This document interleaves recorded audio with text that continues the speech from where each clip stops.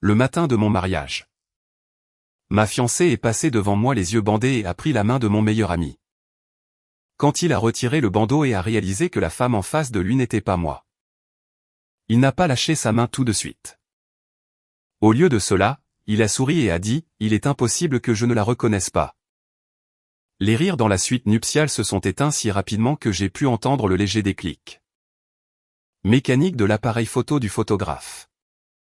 Quelques heures plus tard, j'ai annulé le mariage. Je ne suis pas parti parce que Daniel Carter a échoué à un stupide défi de fête de mariage. Je suis parti parce que ce défi m'a finalement forcé à voir ce qui se passait sous mes yeux depuis des mois. L'homme que je devais épouser et la femme en qui j'avais confiance depuis 12 ans avaient une liaison. Pire encore, il voulait toujours que la cérémonie ait lieu. Daniel voulait avoir accès à mes clients, à ma réputation professionnelle et à la stabilité financière dont il avait passé des années à prétendre ne pas avoir besoin. Chloé était prête à attendre qu'il ait pris tout ce qui était utile de notre mariage avant de prendre ma place.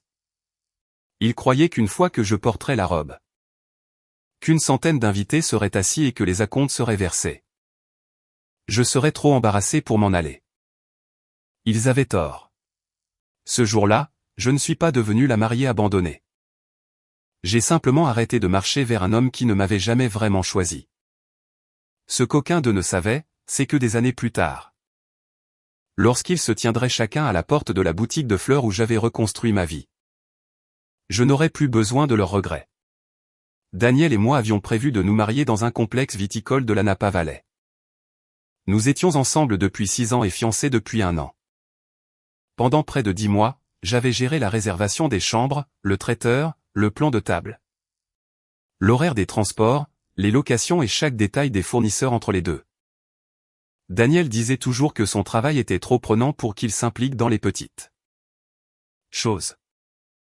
Les petites choses incluaient apparemment les faire-part, le dîner de répétition, la cérémonie, la musique et le fait de savoir si sa tante de 80 ans avait besoin d'une chambre au rez-de-chaussée. Je me disais que ce n'était pas grave. L'organisation d'événements était ma carrière depuis des années. Je savais lire un contrat, négocier avec un traiteur et empêcher 3 fournisseurs de se blâmer mutuellement lorsqu'une livraison arrivait en retard. Il était plus facile de faire les choses moi-même que de demander 5 fois à Daniel et de l'entendre se plaindre que je faisais du micromanagement. Ma demoiselle d'honneur, Chloé Bennett, m'aidait dès qu'elle le pouvait. Chloé et moi nous étions rencontrés en 2e année d'université. Nous avions vécu dans un appartement exigu avec un chauffage peu fiable. Partager des boîtes de pâtes quand l'argent se faisait rare. Et veiller jusqu'à l'aube à étudier sur une table de cuisine qui chancelait chaque fois que l'une de nous s'y appuyait. À 22 ans, nous nous étions promis de nous tenir aux côtés l'une de l'autre le jour de notre mariage. Où que la vie nous mène. Après le départ de ma mère, Chloé a été la personne qui a dormi sur mon canapé pendant 3 semaines parce que je ne supportais pas le silence dans mon appartement. Elle gérait les appels téléphoniques quand je ne pouvais pas parler. Elle apportait les courses que j'oubliais de manger. Elle savait quelles histoires sur ma mère me feraient rire au lieu de pleurer.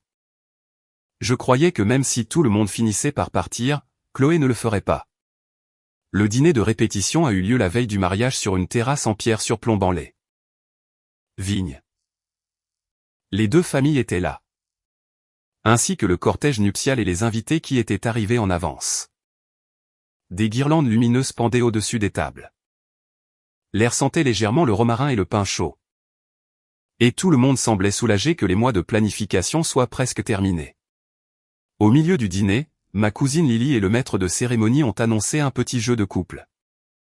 Ils nous ont donné, à Daniel et à moi, de petits tableaux blancs et nous ont demandé d'écrire nos réponses séparément. Chloé n'avait pas préparé les questions. Elle a seulement distribué les tableaux et les marqueurs avant de se placer à côté du maître de cérémonie. La première question était simple. Quelle est la fleur préférée d'Emma? J'ai écrit pivoine blanche. C'étaient les préférés de ma mère. Chaque année, pour son anniversaire, j'en achetais un bouquet et le plaçais dans le vase en verre bleu qu'elle gardait dans notre cuisine quand j'étais enfant. Daniel le savait. Du moins, j'avais toujours cru qu'il le savait. Nous avons levé nos tableaux en même temps. Le mien disait pivoine blanche. Celui de Daniel disait tulipe jaune. La table a éclaté du genre de rire indulgent que les gens utilisent quand un marié se trompe d'eux. Réponse à son propre dîner de répétition. Daniel a haussé les épaules. Le trac du mariage. À côté du maître de cérémonie. Le sourire de Chloé s'est figé pendant la plus petite fraction de seconde. Les tulipes jaunes étaient ses fleurs préférées. Puis elle a levé son verre de vin et a dit d'un ton léger, « Eh bien. Au moins quelqu'un se souvient des miennes. » Tout le monde a ri de nouveau. J'ai réussi à sourire parce qu'une mauvaise réponse ne signifiait rien. La deuxième question était, quel aliment Emma ne peut-elle pas manger? J'ai écrit amande. Daniel a écrit fruits de mer. Chloé était allergique aux fruits de mer. Les rires ont été plus discrets cette fois. Le maître de cérémonie a tenté de sauver l'ambiance. On dirait que le marié a des révisions à faire ce soir. Daniel m'a regardé, déjà agacé. Emma mange presque de tout. On ne peut pas s'attendre à ce que je me souvienne de chaque ingrédient. Je n'ai rien dit. 2 mois plus tôt, un serveur m'avait presque servi un dessert à base de farine d'amande. Chloé avait remarqué l'erreur. Daniel était assis à côté de moi quand c'est arrivé. La troisième question était, quel surnom Daniel utilise-t-il pour Emma dans son téléphone? J'ai hésité avant d'écrire monsieur, il m'appelait comme ça depuis notre premier rendez-vous. Daniel a à peine fait une pause. Il a écrit un mot en grandes lettres. Sunshine. Mes doigts se sont immobilisés autour du marqueur. Daniel ne m'avait jamais appelé Sunshine. Sunshine était le surnom de Chloé depuis l'université. Sa biographie sur les réseaux sociaux disait encore « à la poursuite du soleil où que j'aille ». Pendant une seconde entière, la couleur a quitté son visage. Puis elle a pris son verre de vin et a fait comme si de rien n'était. Daniel a retourné son tableau face cachée. Les 2 dernières questions me sont montées à la tête. C'est juste un jeu. Personne n'a besoin de rendre ça bizarre. Il a dit cela en me regardant comme si j'étais déjà responsable de l'inconfort dans la pièce. Le maître de cérémonie est passé rapidement à autre chose. Les invités ont commencé à parler les uns par-dessus les autres. Tout le monde voulait que ce moment disparaisse. Mais de l'autre côté de la terrasse, Daniel et Chloé ont échangé un regard. Ce n'était pas le regard confus de 2 personnes surprises par une coïncidence. C'était la vérification rapide et silencieuse de 2 personnes se demandant si un secret partagé venait de devenir visible. De retour dans notre suite cette nuit-là. J'ai demandé à Daniel pourquoi chaque réponse qu'il donnait appartenait à Chloé. Il a desserré sa cravate. Emma. C'était 3 questions et tu t'es trompé sur les 3. 2 correspondaient à Chloé par hasard. Et Sunshine? Pourquoi as-tu écrit son surnom comme étant le mien? Ses mains se sont arrêtées à son col. Parce qu'elle le dit constamment. Tout le monde connaît ce surnom. Alors? Que sais-tu de moi? Nous sommes ensemble depuis 6 ans et tu ne te souviens pas de ce qui pourrait m'envoyer à l'hôpital. L'irritation familière est apparue sur son visage. Tu vas vraiment commencer une dispute pour un jeu de société la veille de notre mariage? Il avait utilisé une version de cette question pendant des années. Chaque fois que je soulevais une préoccupation, il transformait cette préoccupation en un défaut de ma personnalité. J'étais trop sensible.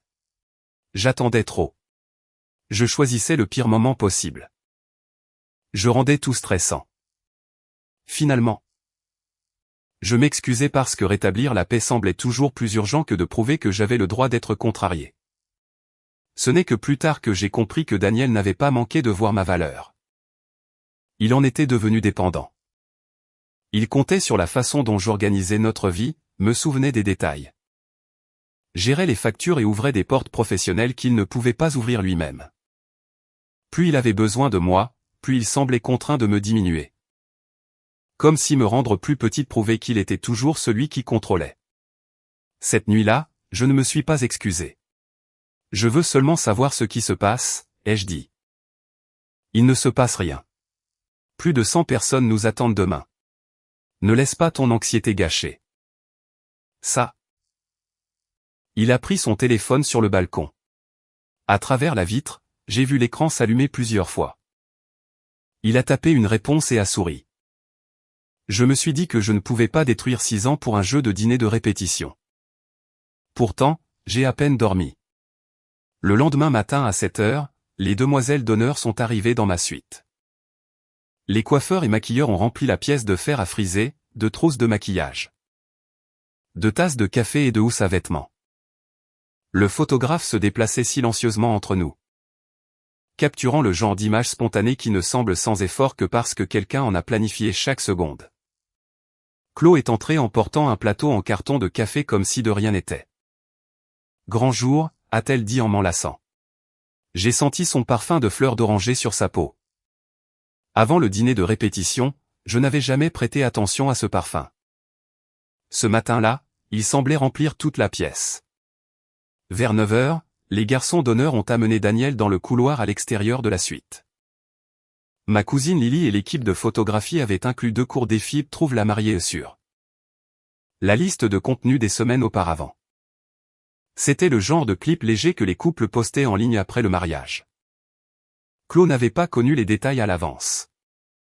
Elle et 3 autres demoiselles d'honneur ont été appelées lorsque le tournage a commencé. Pour le premier défi, Daniel a eu les yeux bandés et on lui a demandé de m'identifier en touchant la main de chaque femme pendant seulement quelques secondes. Le photographe lui a rappelé de ne pas regarder. Daniel est passé devant la première demoiselle d'honneur. J'étais la deuxième. Ses doigts se sont posés brièvement sur les miens, puis ont lâché prise. Quand il a atteint Chloé, il s'est arrêté. Ses doigts se sont déplacés de sa paume à l'intérieur de son poignet. Son pouce s'est posé directement sur un minuscule grain de beauté. Comme s'il savait exactement où le trouver. Puis il a refermé sa main sur la sienne. Chloé a serré en retour avant de se reprendre. Le mouvement était trop naturel pour être une devinette. Cela ressemblait au réflexe de 2 corps qui s'étaient appris en privé. Daniel a enlevé le bandeau. Pendant un instant, son expression s'est figée quand il a vu Chloé en face de lui. Puis il a ri. C'était impossible. Quelques personnes ont ri avec lui. Pas moi. La photographe a remarqué le changement d'ambiance dans la pièce et a sauté les autres plans. Physique. Elle est passée directement au défi de la voix qui avait déjà été enregistré. Chaque demoiselle d'honneur et moi avions dit la même phrase. Je suis juste là. Daniel a écouté 4 extraits. Il a sélectionné le 3e presque immédiatement. C'était Chloé.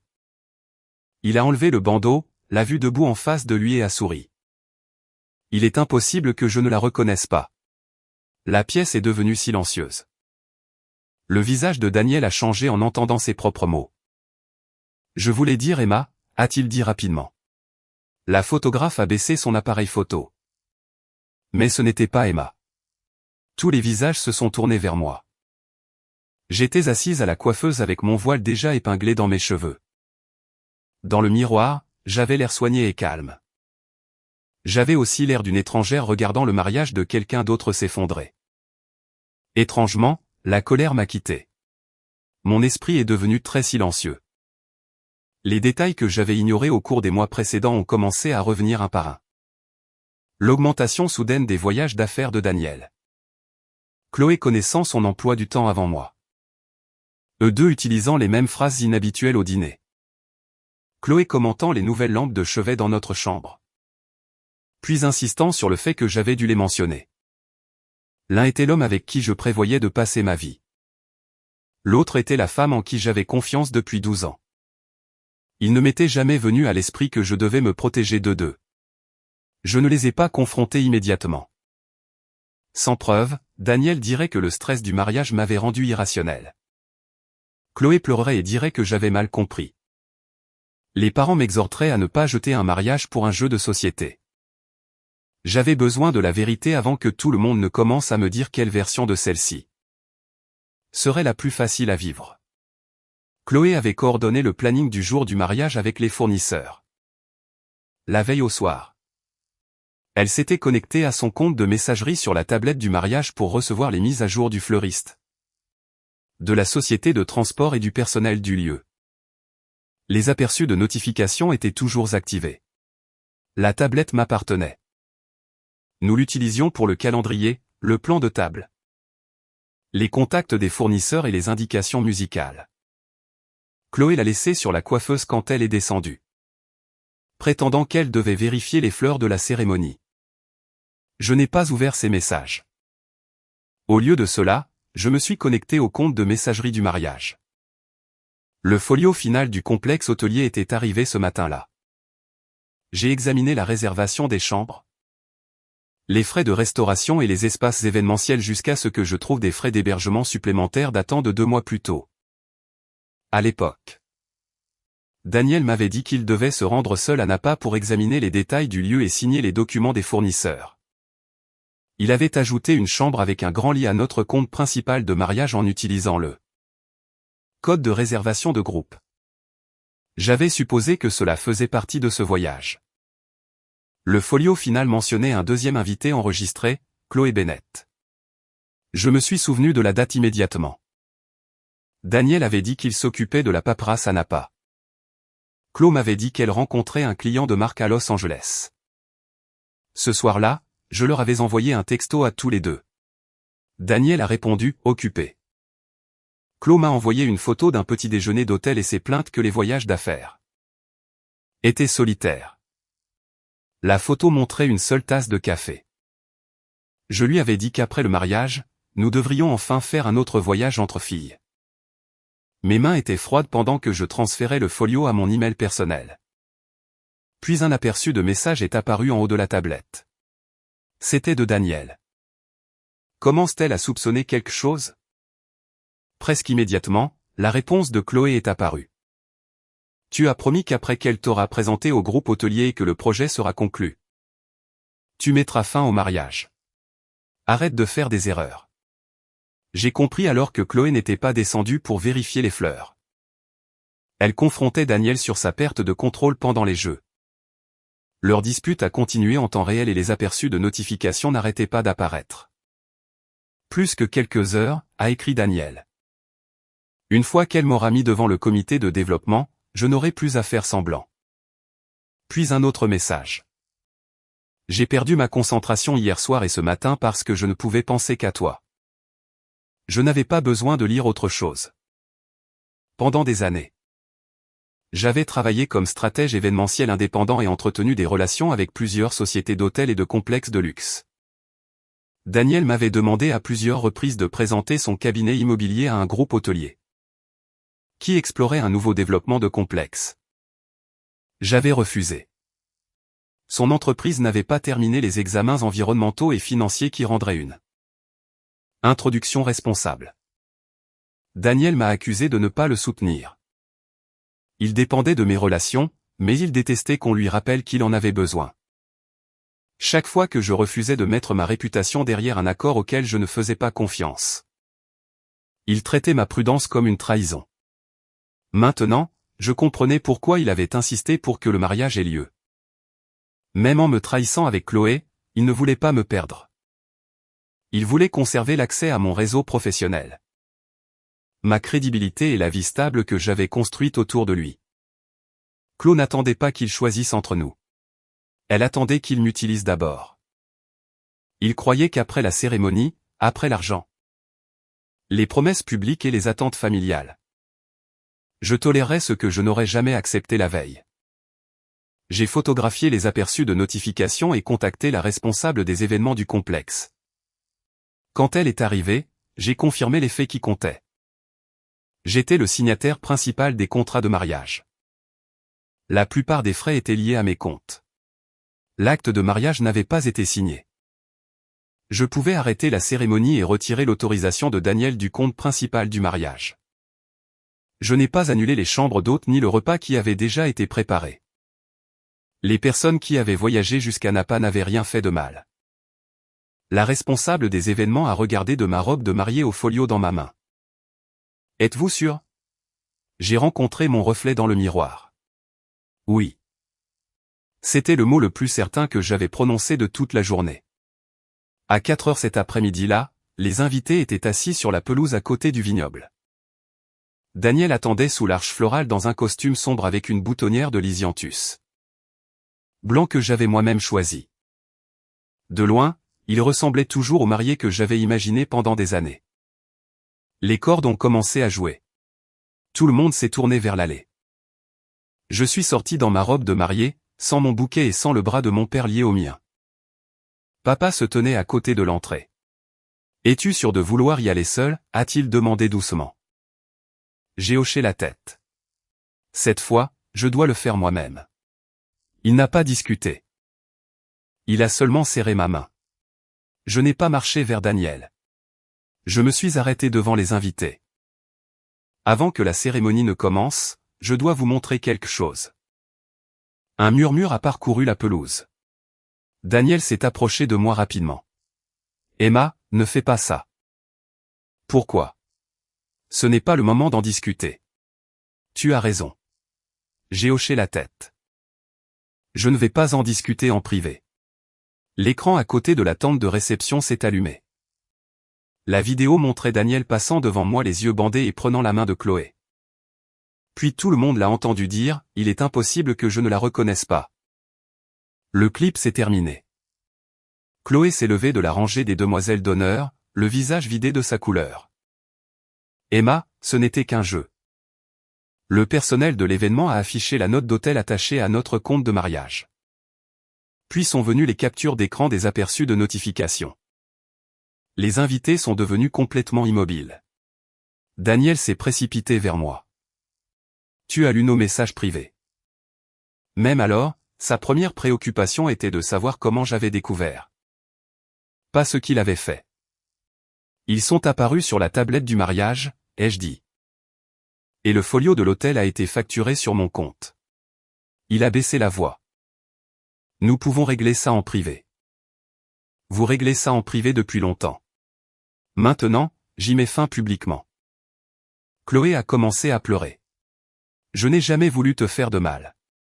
Je l'ai finalement regardé. Tu as ajusté mon voile lors de l'essayage de la robe. Tu m'as tenu la main pendant que nous choisissions les fleurs et tu m'as dit que ma mère les aurait adorées. Chaque fois que je m'inquiétais du mariage. Tu me disais que Daniel était un homme bien. Sa bouche a tremblé. Tu savais exactement comment me faire du mal. Tu croyais juste que si je le découvrais assez tard, j'aurais trop peur de partir. Elle n'a pas eu de réponse. J'ai pris le bouquet d'une des demoiselles d'honneur et l'ai posé sur la chaise vide devant Chloé. D'hier soir à ce matin, chaque fois qu'on lui a demandé de choisir, il t'a choisi. Puis je me suis tourné vers Daniel. Mais tu ne veux pas vraiment l'épouser non plus. Tu veux l'excitation qu'elle te donne et la stabilité. Les clients. La réputation et la crédibilité financière que je fournis. Tu n'as jamais été incapable de choisir entre deux femmes. Tu croyais simplement que tu avais le droit d'utiliser les deux. Le père de Daniel a baissé les yeux. Mon père s'est levé de son siège. Daniel m'a attrapé le bras. Tu regretteras ça à la minute où tu partiras. Papa a fait un pas en avant, mais j'ai secoué la tête. Je voulais finir ça sans que personne ne me sauve. J'ai regardé la main de Daniel jusqu'à ce qu'il la lâche lentement. Le mariage est annulé, ai-je dit aux invités. Le dîner sera toujours servi. Et les chambres déjà réservées resteront disponibles.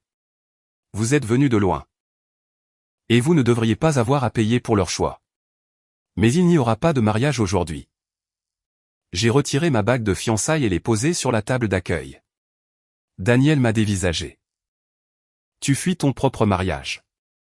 Non, je mets fin à une fraude avant qu'elle ne devienne un mariage. Je me suis retourné et j'ai quitté le vignoble. Personne n'a applaudi. Il n'y a pas eu d'acclamation dramatique. Seulement le vent soufflant à travers les vignes et le bruit de ma robe frôlant le chemin de pierre. Mon père m'a suivi sans me presser ni me demander ce que je comptais faire ensuite. À l'entrée de l'hôtel, il a posé sa veste sur mes épaules. Rentrons à la maison, a-t-il dit. J'ai regardé vers la route au-delà de la propriété. Je ne sais plus où est la maison. Il est resté silencieux un moment. Alors, prends ton temps pour la trouver. Les 2 mois suivants ont été les plus désorientants de ma vie. Des amis communs m'envoyaient constamment des messages. Certains me soutenaient. D'autres pensaient qu'exposer Daniel et Chloé devant les invités avait été cruel. Quelques-uns disaient que Daniel était dévasté. D'autres disaient que Chloé avait cessé de quitter son appartement parce qu'elle ne pouvait pas faire face aux retombées sociales. Plusieurs personnes m'ont exhorté à écouter leurs explications. Comme si la bonne explication pouvait transformer la trahison en un malentendu administratif. Je les ai presque tous mis en sourdine. Ce n'était pas parce que je ne ressentais rien. C'était parce que chaque mention de Daniel ou Chloé me ramenait au vignoble. Mon père m'a proposé de rester avec lui. J'ai refusé, mais j'ai accepté son aide. Il est venu avec moi pour vider l'appartement que Daniel et moi avions loué à San Francisco. La table de la salle à manger avait été l'un de nos premiers achats après les fiançailles. Le coussin à l'extrémité du canapé de Daniel gardait encore la forme de son corps. J'ai donné presque tout ce que je pouvais. Le jour du déménagement. Papa a placé les vieilles cisailles à fleurs de ma mère et le vase en verre bleu sur la banquette arrière de ma voiture. Ceux-ci t'appartiennent, a-t-il dit. J'ai quitté San Francisco avec une voiture, plusieurs cartons de vêtements. Mon ordinateur portable et les choses que ma mère avait laissées derrière elle. J'ai choisi Portland, en Oregon, non pas parce que cela offrait une grande opportunité. J'avais visité une fois et je me souvenais des librairies indépendantes, des cafés de quartier. Des marchés du week-end, des vieilles maisons. Des longs après-midi pluvieux et des gens attendant en manteaux ordinaires pour du pain de petite boulangerie. Plus important encore, personne là-bas ne me connaissait. Personne ne savait que j'avais quitté un mariage en robe blanche. J'ai loué un appartement d'une chambre dans un immeuble vieillissant. Les fenêtres étaient petites. Les placards de la cuisine avaient été peints trop de fois. Le voisin du dessus traversait le plancher tous les matins à 6 heures. Le premier soir, j'ai mangé à emporter sur le sol parce que je n'avais pas déballé de chaise. Il n'y avait pas de chaussures de Daniel près de la porte, pas de clé jetée sur le comptoir. Et personne ne demandait si j'avais pensé au dîner. Je m'attendais à la liberté. Ce qui est arrivé à la place, c'est un vide immense et retentissant. Je me suis assise parmi les cartons jusqu'à ce que je me replie finalement sur mes genoux et que je pleure. Je ne pleurais pas parce que le mariage n'avait pas eu lieu. Je pleurais parce que je pouvais enfin admettre à quel point j'avais renoncé à moi-même pour maintenir la relation intacte. J'avais quitté un emploi à plein temps que j'aimais parce que Daniel disait que mon emploi du temps de voyage nous empêchait de construire une vie. J'avais réduit le temps passé avec mes amis. J'avais organisé mes plans autour de sa carrière. Chaque fois que nous nous disputions, ma première question avait toujours été: que puis-je faire pour lui faciliter la tâche? Je me demandais rarement si c'était juste pour moi. Le lendemain matin, papa a appelé. Il n'a pas demandé si j'avais pleuré ou quand je prévoyais de revenir. Il a seulement dit: mange ton petit déjeuner. Après cela, il a appelé tous les dimanches. Parfois, nous parlions pendant 10 minutes. Il me parlait du temps à San Francisco. Je lui parlais de la pluie à Portland. Il ne m'a jamais forcé à parler du mariage. Son refus de pousser est devenu le soutien le plus bienveillant qu'il aurait pu m'offrir. J'ai continué à accepter des projets d'organisation d'événements à distance pour couvrir mon loyer et mes dépenses. À la fin de chaque journée de travail, je me promenais dans le quartier. C'est ainsi que j'ai trouvé la boutique de fleurs. Elle se trouvait entre une librairie d'occasion et une étroite vitrine qui avait changé de commerce plusieurs fois. L'enseigne au-dessus de la fenêtre était délavée. Des seaux de fleurs de saison se trouvaient à l'intérieur à côté d'une carte manuscrite qui disait: fermeture à la fin du mois. Propriétaire prend sa retraite. La cloche a fait un bruit doux quand je suis entré. Une femme d'une 60aine d'années était assise derrière le comptoir. Elle s'appelait Margaret Ellis.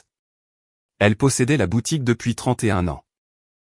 Son mari était décédé 7 ans plus tôt, et elle l'avait maintenue seule. Maintenant, sa fille voulait qu'elle déménage à Seattle.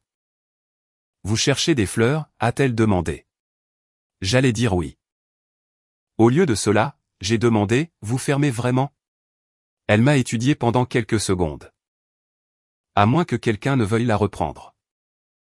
J'avais passé des années à planifier des mariages et des événements de luxe. Je comprenais la couleur, l'approvisionnement, l'installation et comment les fleurs changeaient une pièce. Je n'avais jamais géré une boutique de détail. Je n'ai pas proposé de l'acheter. Pendant les 2 mois suivants, cependant, j'y suis retourné presque chaque semaine. Parfois, j'achetais un petit bouquet de fleurs. Parfois, je restais et parlais avec Margaret. Une semaine avant Noël, une de ses employées s'est déclarée malade le jour même où la boutique a reçu une grosse commande pour une cérémonie d'adieu. Je suis resté pour aider. Nous avons travaillé plus de 12 heures. Après minuit, j'étais assise sur le sol de l'arrière-boutique à couper des tiges. Mes doigts étaient piqués, mon dos me faisait mal. Et des feuilles étaient coincées dans mes cheveux. C'était la première journée complète depuis le mariage où je n'avais pas pensé à Daniel. Une fois la commande livrée, Margaret a demandé. Avez-vous sérieusement envisagé de reprendre la boutique? Cette fois, je n'ai pas rejeté l'idée. Au cours des semaines suivantes, j'ai examiné le bail, les accords avec les fournisseurs, l'inventaire et 3 ans de registre de vente. J'ai engagé un comptable local pour examiner les livres. La boutique n'était pas endettée, mais la fréquentation avait diminué. Le site web n'avait pas été mis à jour depuis des années. Les commandes en ligne étaient presque inexistantes. Je ne pouvais pas me permettre d'acheter tout l'équipement et le fonds de commerce d'un seul coup. Margaret a proposé un arrangement financé par le vendeur. J'assumerai le bail et achèterai l'inventaire d'avance. Puis paierai le prix de transfert restant sur 2 ans. J'ai gardé une partie de mon travail de planification à distance pour ne pas perdre toutes mes sources de revenus pendant que la boutique se remettait sur pied. Quand j'ai expliqué le plan à mon père, il est resté silencieux pendant un long moment. Es-tu sûr de ne pas te précipiter dans une nouvelle vie parce que l'ancienne t'a fait mal? C'était la première fois qu'il me le demandait directement. Je ne suis pas sûr, je l'admets, mais quand je travaille là-bas, je n'ai pas l'impression de fuir.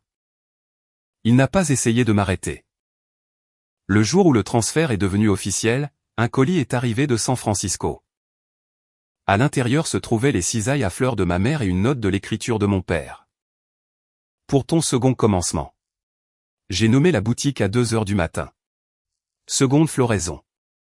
Recommencer n'était pas romantique. Pendant la première semaine, presque personne n'est entré. Je conduisais jusqu'au marché aux fleurs en gros avant l'aube, préparais les tiges. Nettoyais les seaux, créais des arrangements, mettais à jour le site web. Balayais le sol et faisais la comptabilité toute seule. Certains jours, je ne vendais que 3 bouquets.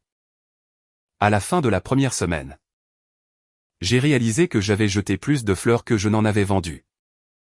Je me suis assise derrière le comptoir en regardant les chiffres de gaspillage et je me suis demandé si j'avais pris une autre terrible décision. Margaret s'est arrêtée pour récupérer un vieil album photo de l'arrière-boutique. Elle a regardé dans le bac à compost et a froncé les sourcils. Tu as acheté trop. J'avais peur que les clients entrent et n'aient pas assez de choix. Quand les clients n'entrent pas, plus de choix signifie seulement plus de gaspillage. Elle a enlevé son manteau et m'a aidé à réorganiser le réfrigérateur. Une boutique de fleurs n'est pas un événement, a-t-elle dit. Lors d'un mariage. Tout doit être parfait pour un jour. Une boutique de quartier doit donner aux gens une raison de revenir chaque semaine. Comment faire ça? Elle a pointé du doigt à travers la vitrine. Commence par connaître tes voisins. Le lendemain matin, j'ai apporté plusieurs bouquets invendus mais encore frais au café, à la librairie et à la boulangerie voisine. Je n'ai pas fait de discours de vente. Je me suis présenté. Marcus, qui possédait le café, a proposé d'exposer de petits bouquets emballés près de sa caisse et de partager les revenus lorsqu'ils se vendaient. La librairie a accepté d'accueillir des ateliers floraux le week-end. La boulangerie avait besoin de nouvelles fleurs de table chaque semaine.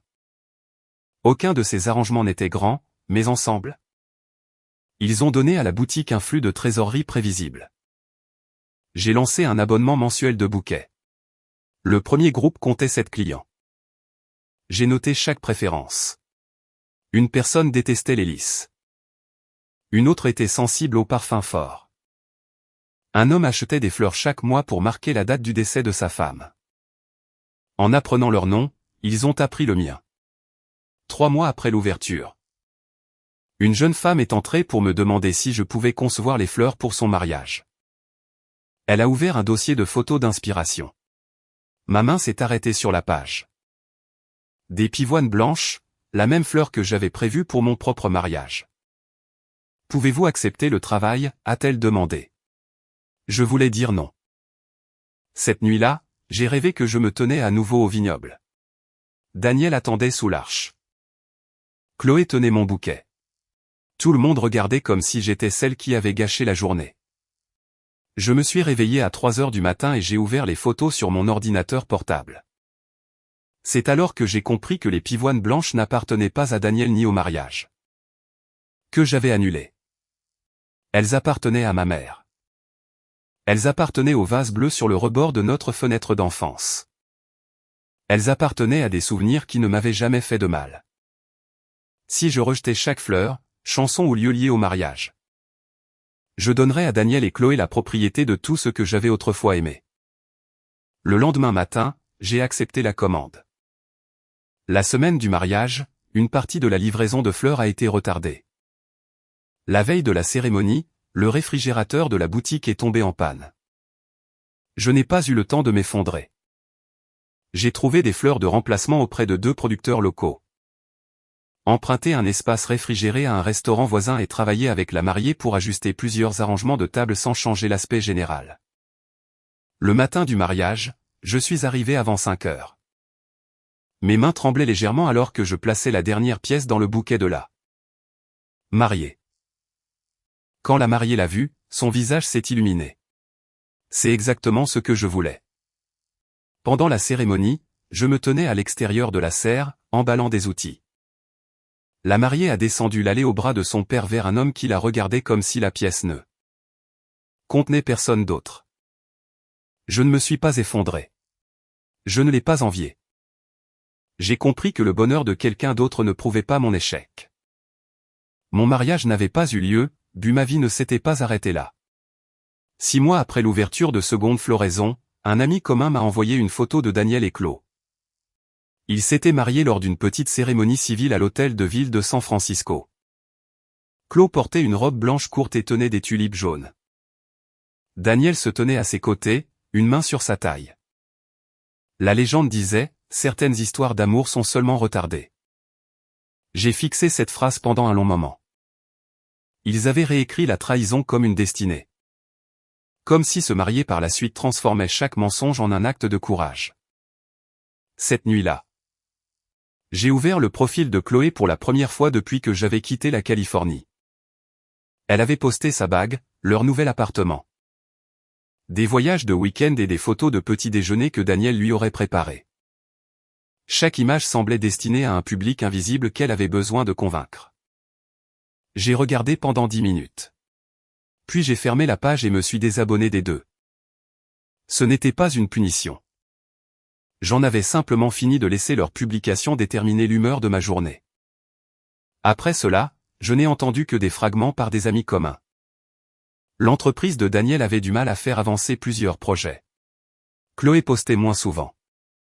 Les photos de couples soignés continuaient, mais les espaces entre elles s'allongeaient. Je n'ai pas demandé de détails. Ma propre vie était devenue spécifique. La semaine avant la Saint-Valentin, mon employé à temps partiel et moi avons travaillé jusqu'à minuit.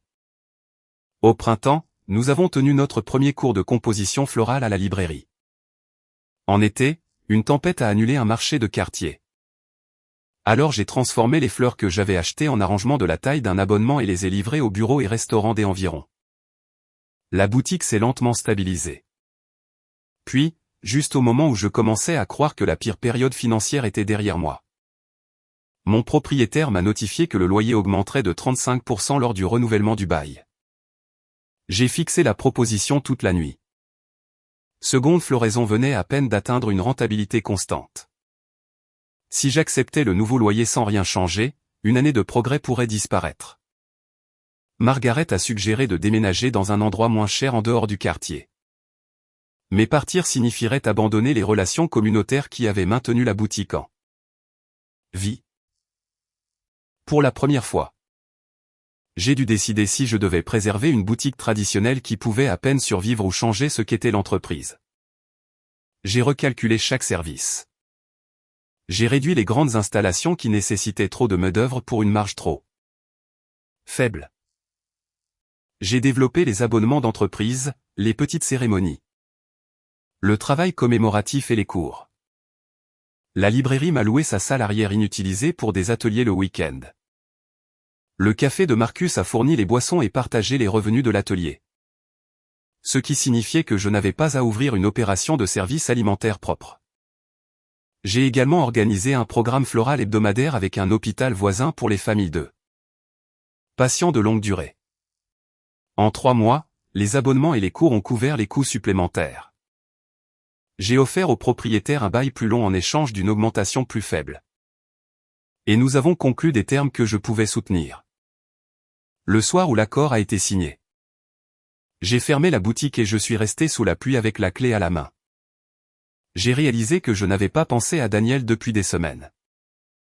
Il n'y a pas eu de musique ni de révélation dramatique. Portland ne ressemblait tout simplement plus à la ville où je m'étais échappé. C'était devenu ma maison. 1 an après le mariage de Daniel et Chloé.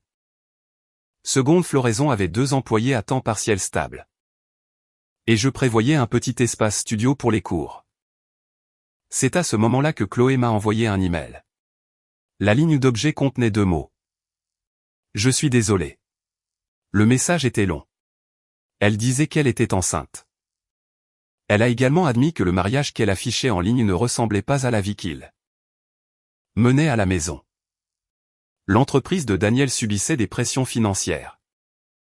Il avait commencé à la comparer constamment à moi. Emma savait comment planifier un budget. Emma ne créait jamais de problème quand il était occupé. Si Emma était encore là, elle aurait trouvé un moyen de le faire entrer dans ce projet hôtelier. Chloé a écrit, « Je pensais qu'il parlait de toi parce qu'il t'aimait encore. Maintenant. Je comprends que ça lui manque d'avoir quelqu'un qui porte sa vie pour lui. » Elle a admis que l'amour n'avait pas été la seule raison pour laquelle elle m'avait trahi. La jalousie avait compté tout autant. Elle avait envié mon travail, ma relation avec ma mère. Et le fait que Daniel avait choisi de m'épouser publiquement. Quand il lui a montré de l'intérêt, elle a senti qu'elle m'avait enfin battu à quelque chose. Vers la fin de l'email, elle a écrit. Je ne t'ai pas seulement perdu. J'ai perdu la version de moi-même qui n'avait pas encore fait ça. J'ai lu le message et n'ai pas répondu. Je croyais qu'elle regrettait ce qu'elle avait fait. Le regret ne restaurait pas automatiquement la confiance. 2 semaines plus tard, elle est apparue devant la boutique de fleurs. Elle portait un manteau ample et sa grossesse était clairement visible. La pluie striait la vitre entre nous. Pendant plusieurs minutes. Elle est restée sur le trottoir comme si elle ne pouvait pas décider si elle avait le droit d'entrer. Finalement, elle a ouvert la porte. La cloche a sonné doucement. Nous ne nous étions pas vus depuis presque 2 ans. Elle avait l'air plus mince, à l'exception de la courbe de son ventre. Il y avait des cernes sombres sous ses yeux. Emma. Je ne l'ai pas accueillie, mais je ne lui ai pas dit de partir. Je lui ai versé un verre d'eau et lui ai demandé de s'asseoir près de la fenêtre. Elle a regardé autour de la boutique. C'est magnifique. Merci. As-tu fait tout ça toute seule? Non, ai-je dit. Beaucoup de gens m'ont aidé. Elle a baissé les yeux. Puis elle a commencé à s'excuser. Au début, les excuses contenaient encore des explications. Elle et Daniel avaient commencé par parler. Elle ne s'attendait pas à ce que ça devienne une transgression. Elle avait voulu me le dire avant le mariage, mais n'avait jamais trouvé le courage. J'ai écouté jusqu'à ce qu'elle dise, je n'ai jamais voulu que ça tourne comme ça. Mais chaque fois que tu as franchi une autre ligne, tu savais ce que tu faisais. Elle s'est mise à pleurer. Je sais. Cette fois, elle n'a pas discuté. Elle a dit que notre amitié lui manquait. Notre appartement d'étudiante lui manquait. Les 3 semaines après le départ de ma mère. Quand j'étais resté chez elle parce que je ne supportais pas d'être seul, lui manquait. Sa main reposait sur son ventre. Quand le bébé naîtra, Je pensais que tu pourrais peut-être être sa marraine. Je l'ai regardé pendant un long moment. Pourquoi penserais-tu que je voudrais ça? Parce que nous étions si proches autrefois. Tu ne veux pas seulement le pardon. Tu veux que je redevienne la personne qui te rattrape. Qui porte tout ce que tu ne peux pas supporter. Des larmes coulaient sur son visage. La raison pour laquelle tu as pu me blesser si profondément est que nous étions proches. Tu savais exactement où se trouvaient les parties vulnérables. Elle a baissé les yeux. J'accepte que tu admettes ce que tu as fait, ai-je dit. Je ne veux pas qu'il t'arrive quoi que ce soit de mal. À toi ou à ton bébé. Mais accepter des excuses ne signifie pas te faire revenir dans ma vie. Notre amitié n'est pas quelque chose que tu peux briser puis remettre sur l'étagère parce que tu as finalement dit que tu étais désolé. Il n'y a aucune chance? Je me suis souvenu de la jeune fille à l'université qui était sortie au milieu de la nuit pour acheter des médicaments quand j'avais de la fièvre. Je me suis aussi souvenu de la femme qui a ajusté mon voile en attendant les messages de mon fiancé. Les deux femmes étaient Chloé. Je ne pouvais pas préserver l'une et prétendre que l'autre n'avait jamais existé. Non, ai-je dit. Avant qu'elle ne parte, j'ai emballé un petit bouquet de marguerites blanches pour elle. Elle a regardé les fleurs comme si elles signifiaient le pardon. C'est un adieu, ai-je dit. Elle les a emportées sous la pluie. J'ai regardé de derrière la fenêtre jusqu'à ce qu'elles disparaissent au coin de la rue. Je ne me sentais pas victorieuse. Je me sentais triste. Parfois. Ne plus haïr une personne ne signifie pas qu'il est sûr de la laisser s'approcher à nouveau. Plusieurs mois plus tard. Un ami commun m'a dit que Chloé avait été transportée d'urgence à l'hôpital. Elle a été confrontée à une situation déchirante avec sa grossesse. Les médecins ont dû. L'enfant n'a pas pu rester avec eux. J'étais en train d'emballer un bouquet d'anniversaire quand j'ai reçu l'appel. Les ciseaux se sont arrêtés dans ma main. Cet enfant était innocent. Quoi que Chloé ait fait, ce n'était pas une punition qu'elle méritait. Je ne l'ai pas contactée directement. Non pas parce que je ne ressentais rien. Mais parce qu'apparaître au moment le plus vulnérable de sa vie pourrait suggérer que la frontière entre nous avait changé. J'ai demandé à notre ami commun de lui dire que j'étais profondément désolé et que j'espérais qu'elle prendrait soin d'elle. 3 mois plus tard, une lettre manuscrite est arrivée. Chloé ne m'a pas demandé de lui pardonner. Elle a écrit chaque problème non résolu dans son mariage avait refait surface d'un coup. Elle avait besoin que Daniel fasse son deuil avec elle. Il s'est enterré dans le travail. Chaque conversation sur le bébé se terminait par des reproches. Lors de leur pire dispute, Daniel a dit, « Si je n'avais jamais quitté Emma, ma vie ne ressemblerait pas à ça. » Chloé a écrit, « C'est à ce moment-là que j'ai finalement compris que peu importe avec qui il était. Il ne prendrait jamais la responsabilité de ses propres choix. Il me blâmait pour sa carrière au point mort. Pour avoir perdu la vie que tu avais créée. Et même pour le fait qu'il ne savait pas comment faire face au deuil. » Puis elle a ajouté. « Mais je ne peux pas tout mettre sur lui. J'ai choisi de te faire du mal. J'ai choisi d'épouser un homme qui avait déjà prouvé qu'il pouvait trahir sa partenaire. » Elle a dit qu'ils étaient séparés et se préparaient à divorcer. Elle prévoyait de quitter les réseaux sociaux. De retourner dans la ville où vivaient ses parents et de commencer une thérapie. Les dernières lignes disaient, « Tu n'as pas besoin de répondre. Cette fois. Je voulais seulement dire la vérité.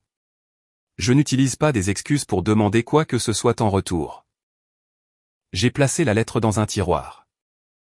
Ce soir-là, j'ai arrangé des marguerites blanches dans la vitrine. Elles n'étaient pas pour Chloé, et elles n'étaient pas une célébration de la fin de son mariage. Elles étaient pour un enfant qui n'avait jamais eu la chance de grandir. Cette perte m'a aussi fait réfléchir sérieusement à ce qu'une boutique de fleurs pouvait offrir. Au-delà de belles choses à vendre. Quelques mois plus tard, je me suis associé à une organisation locale de soutien aux femmes pour organiser un atelier floral gratuit. Certaines participantes étaient divorcées. Certaines avaient perdu leur partenaire. D'autres avaient passé des années à s'occuper de parents, de conjoints ou d'enfants. Et commençaient seulement à se reconnaître à nouveau. Je ne leur ai pas raconté mon histoire. Je me suis assise à côté d'elles, j'ai coupé les tiges abîmées. J'ai changé l'eau et je leur ai montré comment faire de la place pour ce qui pouvait encore s'ouvrir. Daniel est venu à Portland quand seconde floraison était ouverte depuis 2 ans et demi. Un cours du week-end était en cours. Je montrais à plusieurs clients comment conditionner les roses quand la cloche au-dessus de la porte a sonné. J'ai levé les yeux et je l'ai vu debout à l'intérieur. Il avait perdu du poids. Son costume était toujours cher, mais il tombait mal sur ses épaules. Personne autour de nous ne l'a reconnu. Dans cette ville, il n'était pas mon fiancé ou le marié d'un mariage ruiné. Il était simplement un étranger qui n'avait pas sa place dans la pièce. Après la fin du cours, j'ai renvoyé mes employés chez eux. Daniel s'est assis près de la fenêtre et a regardé autour de lui. « Tu as vraiment ouvert une boutique de fleurs ?» a-t-il dit. « Oui. Ça a l'air de réussir. Ça marche bien. » Mon calme semblait le déstabiliser. Autrefois, dès que Daniel entrait dans une pièce, j'avais automatiquement commencé à surveiller son humeur. Maintenant, j'étais assise dans ma propre boutique et j'attendais qu'il énonce son but. « Chloé et moi sommes divorcés », a-t-il dit enfin. « Je sais qu'elle t'a contacté. C'est entre Chloé et moi. » Il est resté silencieux. « Emma, j'ai fait une erreur. » Pas une seule erreur. Il a baissé la tête. « Je sais. Je n'ai pas compris à quel point notre vie était belle jusqu'à ce que tout devienne ingérable. » Notre vie était-elle belle? Bien sûr qu'elle l'était. Pour toi, peut-être. Quelqu'un se souvenait de ton emploi du temps, gérait les factures. Prenait des nouvelles de tes parents. Te mettait en contact avec des clients et s'excusait en premier chaque fois que tu étais de mauvaise humeur. J'ai soutenu son regard. Pour moi. Cette relation exigeait de devenir de plus en plus petite pour que tu puisses te sentir à l'aise. Je peux changer. Pourquoi veux-tu changer maintenant? Parce que je sais enfin qui j'aime vraiment. M'aimes-tu ou est-ce que la vie que j'organisais pour toi te manque? Il n'a pas répondu. J'avais déjà ma réponse. Je pourrais rester à Portland, a-t-il dit.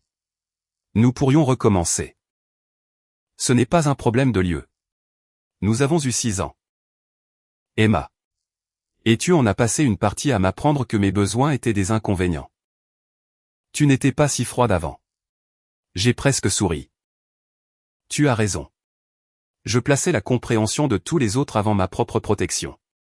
Je ne veux plus être cette femme. Daniel s'est levé.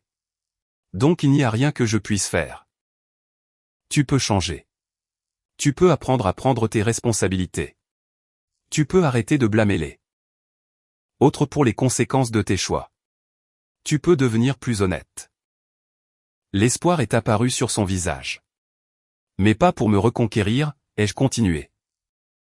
Quelle que soit la vie que tu construiras après avoir changé, elle ne m'inclura pas. Il est resté là pendant un long moment. Finalement, il a demandé, honnêtement, n'as-tu aucun regret? J'ai réfléchi à la question. Je regrette de ne pas avoir vu la vérité plus tôt.